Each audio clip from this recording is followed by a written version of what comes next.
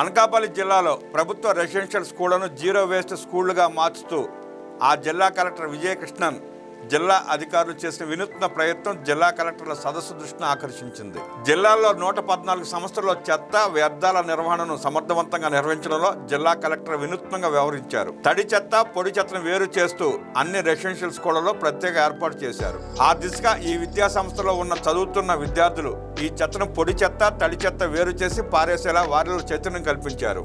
తడి చెత్తను కంపోస్ట్ గా తయారు చేయడానికి ఆయా స్కూళ్ల పరిధిలో ప్రత్యేకంగా గుంత తవ్వి అందులో వేశారు.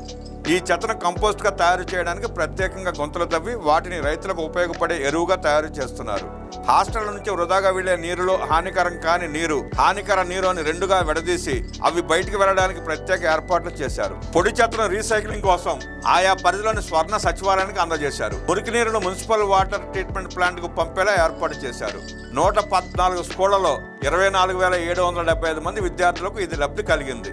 ఈ సంవత్సరం నుంచి ప్రతి నెల 57 టన్నుల తడి చెత్త, 24.5 టన్నుల పొడి చెత్త పోగవుతోంది. ఈ చెత్త ద్వారా హాస్టళ్లకు ప్రతి నెల 2,17,000 రూపాయల ఆదాయం సమకూరుతోందని అనకాపల్లి జిల్లా కలెక్టర్ వివరించారు. జీరో వేస్ట్ సంస్థలుగా జిల్లాలో రెసిడెన్షియల్ స్కూళ్లను మార్చుతూ అనకాపల్లి జిల్లా కలెక్టర్ చేసిన ప్రయత్నాన్ని ముఖ్యమంత్రి నారా చంద్రబాబు నాయుడు అభినందించారు. ఈ మోడల్ను అన్ని జిల్లాల కలెక్టర్లు అమలు చేయాలని ఆదేశించారు.